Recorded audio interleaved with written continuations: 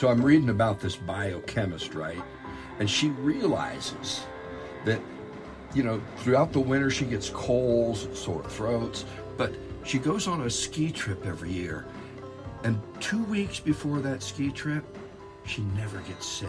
And this happened like over, 10 years. And so she begins to go, what's going on here? What's going on? And as a biochemist, she realized there are these little peptides called neuropeptides throughout our system that are talking to the system.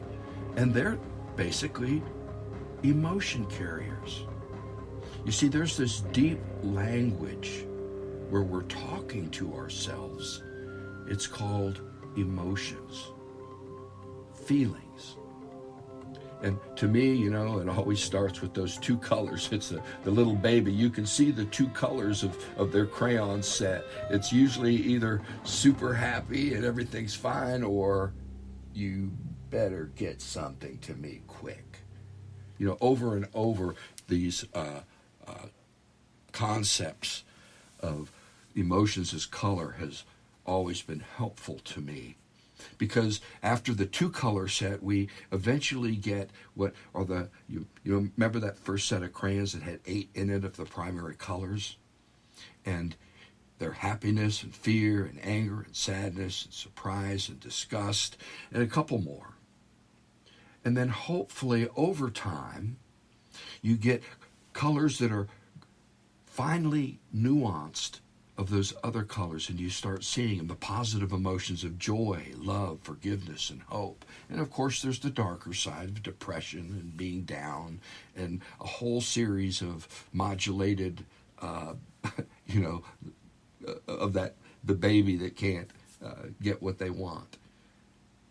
And of course, there's these triggers that are political and religious that just stir in us something that, I don't know, man. It's like, just can't take it. You lose rationality. And so there's this deep talk that we're going on inside of us. And to me, it's a huge spiritual aspect. It is this aspect that shows us the quality of our life and the fullness and deepness and honesty and growing edge of our life in so many ways. And the trip, to me, is threefold. When an emotion happens, you become aware of it. You acknowledge it. Then you seek to harness it, and then you can grow. And after you acknowledge it, what happens is you got to source that sucker.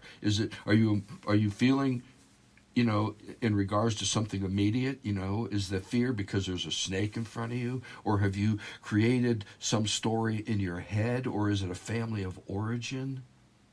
You see, this is a really interesting thing when you pull on the thread. And then we respond with hopefully, some kind of self-care where we actually care for ourselves because a part of ourself has just talked to us and shared something. And we find that our thoughts and our emotions are linked. There's a whole therapy called cognitive emotive therapy. But what we can say about feelings is they reveal something. They reveal something that's going on beyond our awareness, and it's talking to us. And we know that many feelings are coming from self-talk. We're talking to ourselves all the time. And there's the spectrum of self-talk. The narcissist, all they have is good things to say about themselves. And they can cover up any negative emotion with bolstering of self. It's really amazing. And I worked in the prisons and the courts, and I've watched Trump and read books on him, so I got narcissists pretty down good. And the other side of the spectrum is us neurotics. And I have this one good because I am one. And the colors, I can color anything that happens with self-doubt and second guessing. It's just the most amazing thing. And I watch those loops happen even that create what I call eddies of other feelings. And it's just, so there's this spectrum of what we do in our cognitive emotive, the self-talk we do. So today we're going to talk about emotions. We're going to talk about this internal language and how it controls us or we control it. Now, again, I don't like the word control. I like harnessing better. Maybe I read the Gita too many times, and Arjuna with those horses in the chariot and keeping them in a harnessed situation, but still giving them a free rein, if you will. So emotions. I just laid out a whole lot, my compatriots. We're talking to Bob. He's down in Florida. And Marianne, she's out in Spokane Valley. I'm in Spokane. And Marianne, I'll ask you first because you're a deeply feeling person, and that's kind of how we've related. So what do you say, and what are your feelings on feelings? Well, I will resist the urge to burst into song, but I think that I think that our emotions, and I think you hit on this very well, that they're indicators. They're indicators of what's going on within inside of us, and indicators of where we are in our lives. And I think that sometimes the positive emotions, when we start to feel joy and we start to feel happiness, the ability to be able to embrace that and sink into that is something, rather than worrying that it's gonna go away, but to really be able to feel that, I think, is a gift. And then those negative emotions, the sorrow and the despair and that, sometimes our tendency is to push those down and push them away, and yet we also have to be able to sink into those feelings and really kind of let them wash through us and see where they take us. And so I think our feelings and our emotions can lead us to where we're going to go next. And when we pay attention to them, rather than give in to them and react, if we respond versus react, so you respond when you understand, when you dig into it. You react when you just feel it and you just act. So that's kind of where I go with emotions. And I think you gave good credence to giving each emotion their free rein. The whole way Arjuna and a good charioteer puts their horses, if one's friskier, they'll put them on the outside. If they're the calmer ones are on the inside, and you get to know how to set your emotions within your own harnessing, if you will, to give them the free rein, and also to allow them to run you in the direction that is most healthy and good. And I think that's the respond piece you were talking about. Bob, how about you?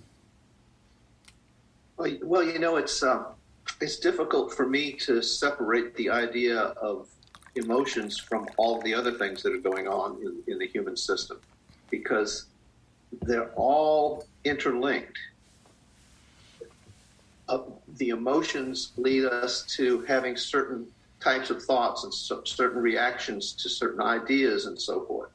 And you can get into the whole mind-body connection.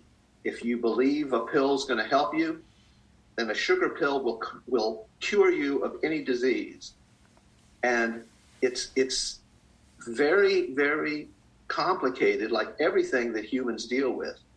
And again, like most things that humans deal with, the people that tell you they really understand it probably don't.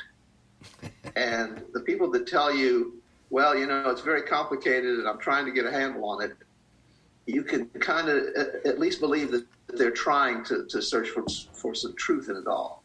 And also, like every other human characteristic, there's a spectrum of how intensely feelings affect each individual. Some people have a very flat affect curve. Some people are hugely up and down in the strength of various emotions. And then you overlay that with different emotions have their own different types of curves and so forth. So it's really, really complicated, but it's affecting everything we do. Everything that we feel is chemically affecting our bodies, is electrically affecting our bodies. And every time a certain feeling happens, it's going to lead to a certain type of thought, which in turn may lead to a certain type of action. And every kind of thought turns into a feeling. Exactly. And Yeah. it's a chicken and the egg thing, because I mean they've shown that if you can force yourself to smile, you feel better. Yeah. And you Well, know, one of the things I want us to see is we can only grow from the feelings we have. So if you've got Asperger's and the issue is you really don't have that affective loop going on, then you know that's a different issue. And if you don't have a whole lot of affect, you still have enough that you can become aware of it. And if you have way more that it's like crashing waves, then you're going to be aware of it. But I want us to see that, to me, no matter where you are on that spectrum, you want it to be full, deep, and Bob, you brought this up, and honest. You know, and Marianne, you talked about this too. I think feelings are trying to get us to be honest with a deeper part of who we are. And this is a part I want us to kind of talk about, because I think my whole journey, or a large part of it, is how do you make unconscious stuff conscious? And you can't, because once it's conscious, it's not unconscious anymore. But you can get what I call little flits of unconscious stuff. And many times those happen in the world of feelings. And to me, that revelatory piece, and Marianne, you talked about this in allowing your feelings to have some breadth and define themselves almost before you try to control them. And I'm all for that. That's a large spectrum for many of us who are deep feelers, and would sometimes like to just turn them off. Right? Yes. Well, and I think that, can we turn them off? And do we really want to turn them off? There are a lot of drugs out there that will help you to turn them off. And is that really what we want to do? But I think, something that you said, No, Bob. by the way, no, we don't. But Yeah, I have no, times I where I know. feel like I want to turn them off. That's a rhetorical question. But, the whole thing about the idea of your brain chemistry also does affect these emotions. And so, if you are out of balance physically, your emotions are going to be out of balance. And so, there is this whole interconnected system. And so how do you get a handle on this? I don't know. And the loop works both ways. Right. Well, I don't think it's about getting a handle on it. I think that's our language trying to impose on wave functions something that is not tangible in the way that a frying pan is with a handle.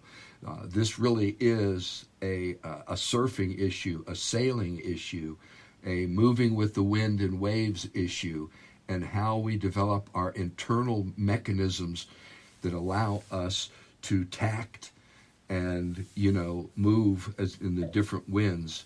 And when they get really loud, how do we get quiet enough to not to perceive the storm, but not to be run by it, if you will.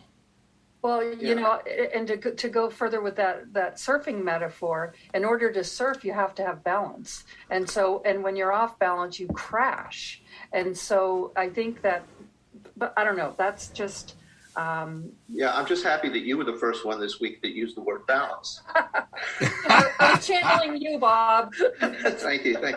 No, but what I was going to say is that when the emotions get so intense, we have to be able to pull them back. We have to reach that, or at least move toward that central point of balance. Because, like everything else, if you let it go too far, it's going to be detrimental. Right. And you know what you just said is, I am the storm. This or is... I can be, yeah. Well, sometimes we have to realize the stuff that we're in is stuff that is a backwash of our own unawareness, our own reaction, our own triggering, our own drinking too much. So the storms that we're creating, we have to deal with the aftermath. And so I think if we can kind of get in front of those emotions, but sometimes can be overwhelming. I just had an experience where I wasn't feeling well, and honestly, I turned into a different person. I was just like, my emotions were out of whack. They were crazy. And it was like, I better just stay away from people right now. Yeah. And so I think there are some times where there is this inability to stop ourselves. And then we do have to deal with what we've created.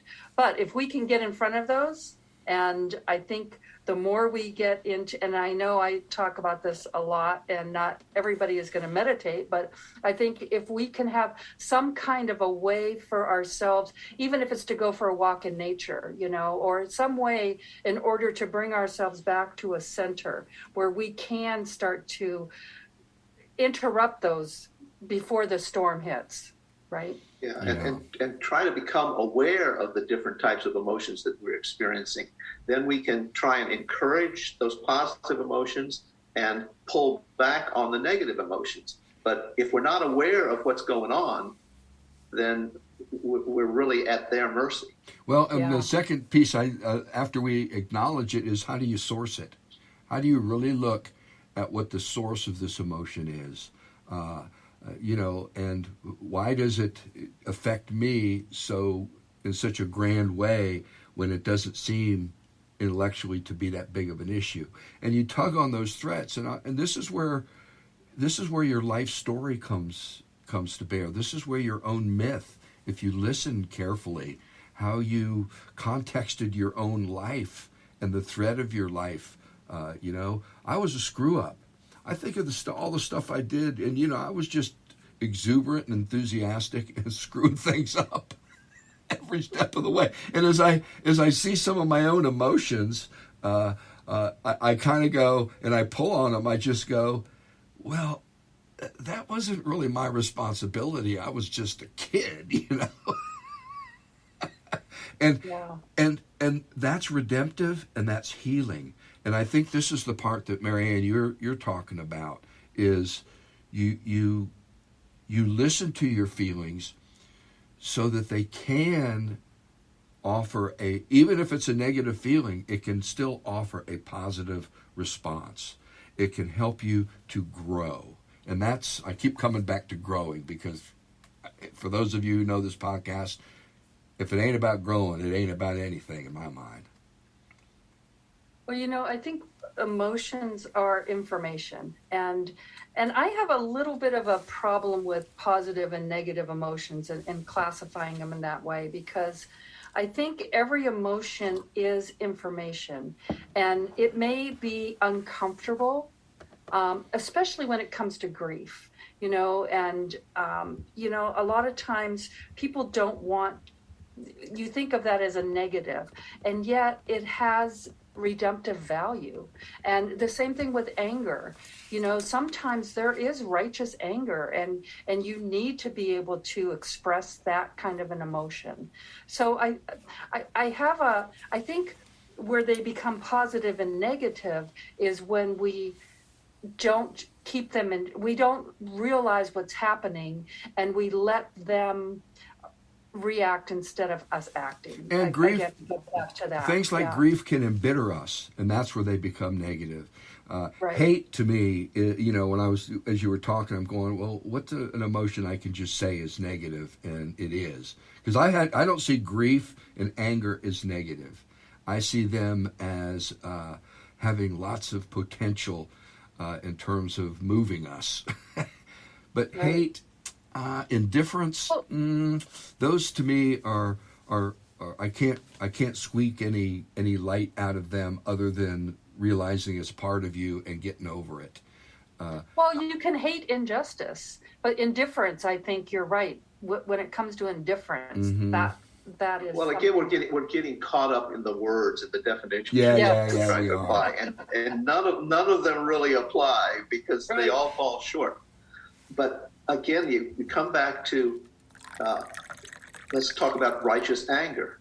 Well, righteous anger can be a good thing unless you let it go too far, and then you start acting in a hateful manner. And that's when you've let it go too far. And again, I go back to my study of Kabbalah. Anything that goes too far becomes evil. Even they talk about the road to hell is paved with good intentions. And all of these people that are trying to do all of this good work, I'm doing good work, and they're hurting people, and they're setting people up to fail, and well, it's the John Brown anti-racist response. Anti-racism's good. John Brown's response to being an anti-racist was probably not the one that, as you were talking, I kept seeing John Brown. Stop being a racist or I'll kill you. Yeah. And I might kill you anyway. The whole concept of our feelings, though, and this is what I want to keep us a little bit, is to hear them, to listen to them, to realize they are you talking to you. And I think that when you really begin to wake up to the fullness of what that is saying, your internal universe becomes very big. The different emotions, if you see them as horses, and you turn them out to pasture and you watch what they do, and you kind of see each of their own nature and how they live when they're free, you can learn a lot about your heart and the way you've woven together, this aspect of seeing reality with this quality of being that is, as a mystic, is possible. And I'll be honest, it was the LSD and the psychedelic stuff that allowed me to see the breaking moment of reality, and that it was there all the time, even though I couldn't see it, and everything else is a pile-on. But that breaking moment, and you can see it in growing things most clearly. My wife planted some grass out front, and within a week, man, we had yard. It was like, wow, it's just, it's a miracle. That's happening in each of us. We are growing these realities, these fields. What did one mystic woman called it? These verdant fields of green in which our hearts live. And the negative, Marianne, I think you make a really good point about our language of positive and negative. And yet the Tao and everything else, and Bob's incessant on balance, it really says there is, for there to be light, there has to be dark. If it was all light, we'd be blind. If it was all dark, we would be blind. It's the mixture of the two, and to recognize that. And yet the dark is still the dark. Yes. Well, and on that point, Red Hawk, and I'm sorry, I don't mean to interrupt. Oh, no, it's good. Please interrupt, because sometimes if you don't, man, I'll just keep going. Well, because sometimes those negative emotions can lead us out of darkness, or they can lead us into darkness. And the positive emotions can do the same thing. They can lead us into darkness, but they can also lead us out of into darkness too. And Bob, you mentioned the whole the road to hell being paved with good intentions. You can have people who are exhibiting this toxic positivity and out there, and they're going to change the world and do all these wonderful things, and that those positive emotions are creating darkness. And so I think it's not the emotion itself, it's where we go with it. Yeah, and you just touched on something that's very important, I think, for everybody. Toxic positivity. People who keep their lives in the light, and they deny the dark. And it's important to see that whether you call it negative or not, that aspect is important. The sacred and the profane are in an eternal dance, and neither can do without the other. Whether we call it sacred or profane, we don't live, in our squalor purposefully. We don't live in our own, waste products purposefully. That doesn't mean there's not a place for them, because they're a part of reality. It's about where we want to live and what we do with those aspects that we don't want to live in our household with, if you will, in our heart. We do want our hearts to be gracious. At least I pray we do. We don't want them to be hard and cold. At least I pray we do. So this idea of toxic positivity, and I know I call them daisy throwers. No matter what, they have only things positive. Well, this is wonderful. I say stuff to my sister. She asks how I'm doing, and I talk about surgery or something, and she goes, well, you have Bo, and he's so wonderful. And it's like, yeah. it's this place, I think, is important for us to see. So who do we become? We become what our heart speaks most loudly and clearly to, what we harness. Now, there's a place for every emotion, but it's important for us to place it within the context of our hearts. I need to stop for a second because I keep saying, I keep forgetting to do this. I want to invite our listeners to contact me. We've got listeners from over 20 countries, from I think 12 or 14 states, and I would love to hear from some of you. It's redhawkthedeepend@gmail.com. redhawkthedeepend@gmail.com. Just drop me a line, say hey. Let me know what you think of the show. Make a note on the website that you get this podcast from. We would love to hear from you, other deep thinkers. It matters to us. And we would love to have some of you guests on the show. We're already coming up with a small list at this point. So that's how I feel about that. I switched subjects, but it was something that I keep forgetting, and my heart keeps saying, this would be so cool if we could make touch. The point of our show, and I think my cohorts would agree with us, that we are talking to ourselves with this deep language. Learn the language and stay in conversation. Listen and respond. It is a conversation we're having with ourselves. Those emotions are bubbling up all the time. If we can be aware of our thinking and our feeling, we can make touch with the one that weaves the two. And that, to me, is what spiritual journey is about. So, final comments? Bob?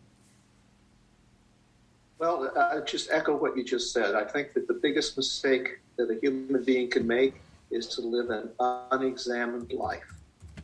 We have to watch our emotions. We have to analyze them. We have to determine why we're having certain emotions. And we have to try to keep them from getting out of control. And we can't do that unless we examine. Amen. Marianne, how about you? Final comments? I think you summed it up very nicely, Bob. I would just add, and also trust that those emotions, trust your emotions. Trust that they are there to tell you something. And so that's what I would say. Very, very true on all fronts. And, we're on a journey here. This is not, we haven't, decided what it is and trying to sell it to you. Because we're just tripping, man. We're on the journey. And, it seems on the journey that we have all these choices to make. And the more I think about choice, I get into free will, I get into fate, and I also get into the very language that frames my choices.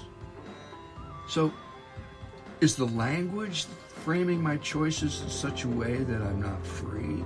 How do we become free? Wittgenstein said, language is a tailor shop where nothing fits. And in the end, that is so true. How do we live in this place where our own language, our own definitions keep us from seeing possibilities outside the confines of our own language, our own cultural context? What did Rumi say? I'll meet you out there in that field beyond right and wrong. We hope you've felt good about today's show. And we also would love to hear from you. redhawkthedeepend@gmail.com. Blessings, and may the oneness of being be all happening through you.